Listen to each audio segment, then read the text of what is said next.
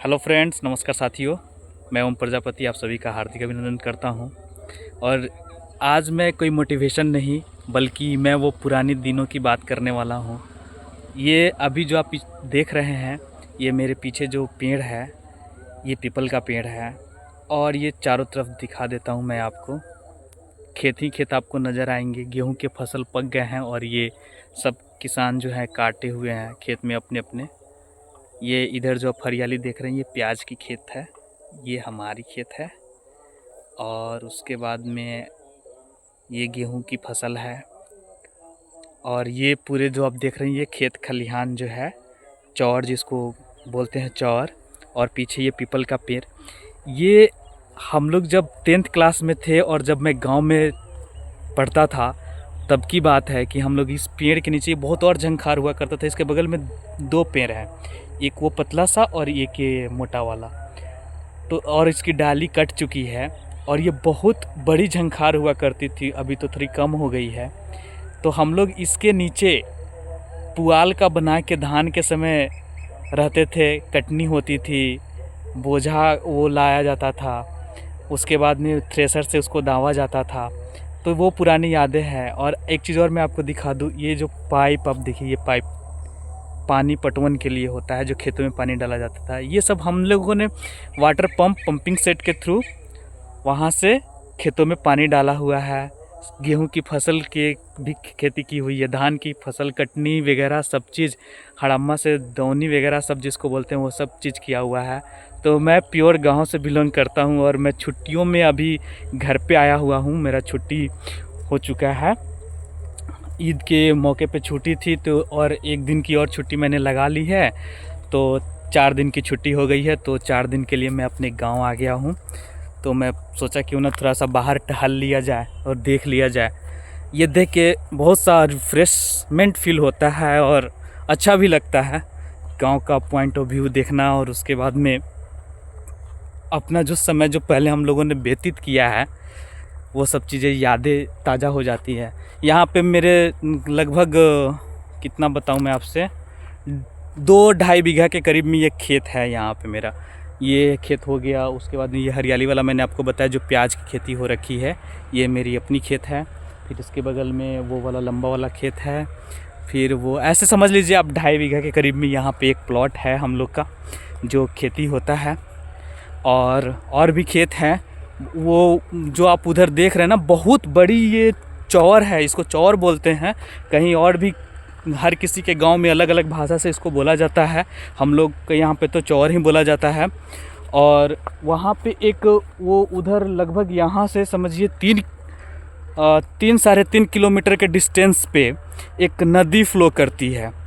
तो वो नदी से पानी हम लोग लेते हैं। वहाँ पे भी हमारा लगभग 1.25 बीघे के करीब में खेत है, जो कि आर पार है, नदी के इस पार है, नदी के इस पार है, दोनों तरफ है। तो वो उधर मैं आज नहीं जाने वाला क्योंकि वो बहुत उधर है, तो वहाँ नहीं चल के जा पाऊँगा। एक इधर मैं जा रहा हूँ, एक वो जो पेड़ देख रहे हैं, पेड़ के उस साइड में भी है, वहाँ पे भी लगभग 2.5-3 बीघा के करीब में प्लॉट है एक, तो वहाँ मैं जाने वाला हूँ।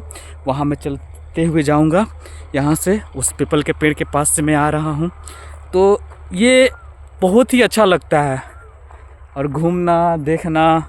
अभी तो भाई सब घर पे नहीं है क्योंकि सब काम में बिज़ी है, सब अपने अपने शहर में है, कोई काम कर रहा है, कोई पढ़ रहा है। तो मैं अभी आया हूँ छुट्टी पे, तो कोई रहता नहीं है घर पे।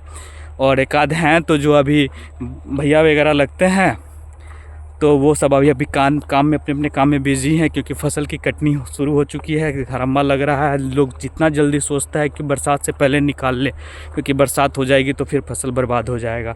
अभी एक चीज़ और मैं आपको दिखाऊं, यहाँ देखिए छोटे छोटे पौधे जो देख रहे हैं ना, ये मूंग लगाया हुआ है। मूंग, यहाँ पे हमारे यहाँ मूंग और मकई की खेती भी बहुत अच्छे तरीके से की जाती है। तो अभी जितने ये खेत तैयार कर दिए गए हैं, इसमें मूंग लगा दिया गया है। हमारे खेत में भी मूंग अब लगने वाला है, ये दूसरे किसी का है जिन्होंने मूंग लगा लिया है। तो ये सब चीज़ बहुत ही अच्छा लगता है जब आप एक गांव से बिलोंग करते हैं और सारी परिस्थितियों का सामना करते हुए आप आगे बढ़ते हैं और उस जगह पहुंचते हैं जहां एक अच्छा सा आपको इन्वायरमेंट सोसाइटी मिलता है, जहां पढ़े लिखों के पास आप जाते हैं तो थोड़ा सा एक अलग वो प्राउड फील होता है और एक एक अलग प्राउड फील होता है। एक्चुअली दोनों का ही एक्सपीरियंस अलग होता है। वहाँ पे जो आदमी बहुत ऐसे पहुँचे होते हैं जहाँ पे मैं अभी वर्किंग हूँ, मैंने आप लोगों से बता चुका हूँ कि मैं जहाँ पे काम करता हूँ वहाँ पे बहुत सारे ऐसे कि बहुत अच्छे बैकग्राउंड से लोग घर से पहुँचे हुए होते हैं, जो कि कभी खेती बाड़ी किए ही नहीं, उनके मम्मी पापा अच्छे सेटल हैं, तो वहाँ वो जाके अपना पढ़ाई लिखाई किए और वहाँ पहुँच गए। और जो बंदा जो एक गांव से बिलोंग करता है और बहुत सारे मेहनतें करता है, वो एक ग्राउंड लेवल पे काम करके आगे बढ़ता है, तो उसके लिए भी बहुत बड़ी अचीवमेंट होती है। तो मुझे तो बहुत अच्छा लगता है, क्योंकि मैं यहाँ से वहाँ उठ के पहुँचा हूँ और हमने वो सारी चीज़ें देखा है, गांव से लेके शहर तक का सब चीज़ कैसे किस तरह से सामना लोग करते हैं। तो मुझे अपने आप में फ़ील होता है कि नहीं, चलो ठीक है, ये चीज़ें होनी चाहिए और हर किसी को करनी चाहिए, देखनी चाहिए कि किस तरीके से लोग आगे बढ़ते हैं, किस तरीके से हमारे जीवन में संघर्ष होता है और किस तरीके से हम उससे लड़ते हुए आगे बढ़ सकते हैं।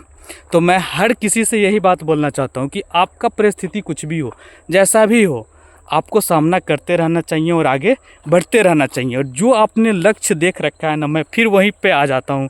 क्या करूँ, मेरा आदत ही बन चुका है कि एजुकेशन को लेके मेरे अंदर इतना ये चीज़ रहता है ना कि मैं जब भी गांव पे भी आता हूँ या फिर कहीं भी जाता हूँ तो मैं सबसे पहले तो ये बातें करते करते उसे ये पूछ लेता हूँ कि अभी कर क्या रहे हो भाई, तुम पढ़ रहे हो तो कुछ तुम्हारा गोल है, एम है, लक्ष्य है या नहीं है, तुम कैसे किस डायरेक्शन में जा रहे हो, तुम कहीं कुछ करना चाहते हो तो कुछ सपोर्ट मिल रहा है या नहीं मिल रहा है।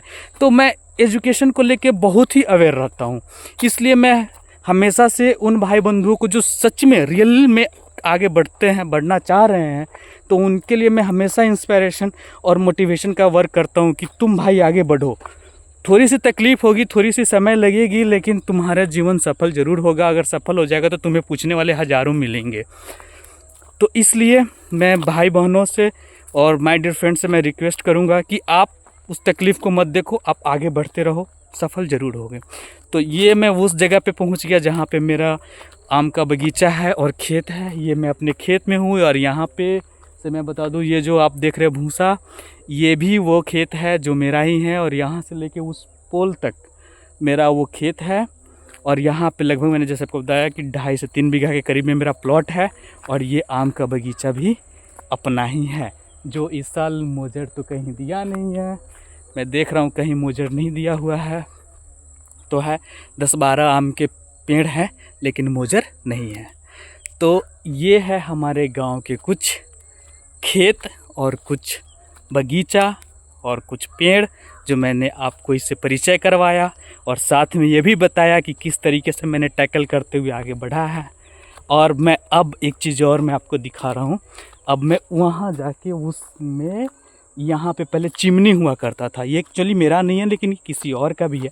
तो यहाँ से मैं नीम का दातुन तोड़ने वाला हूँ और नीम का दातुन लेके घर जाने वाला हूँ, क्योंकि नीम के दातुन से मुझे ब्रश करना बहुत ही अच्छा लगता है।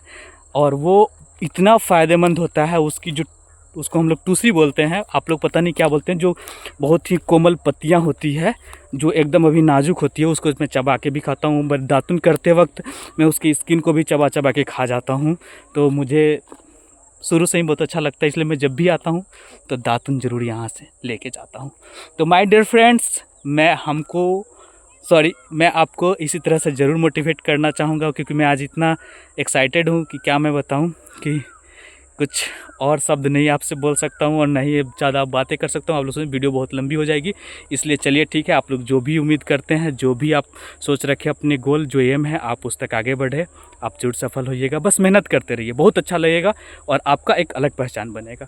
तो thank you for watching, thank you. जय बिहार, जय भारत।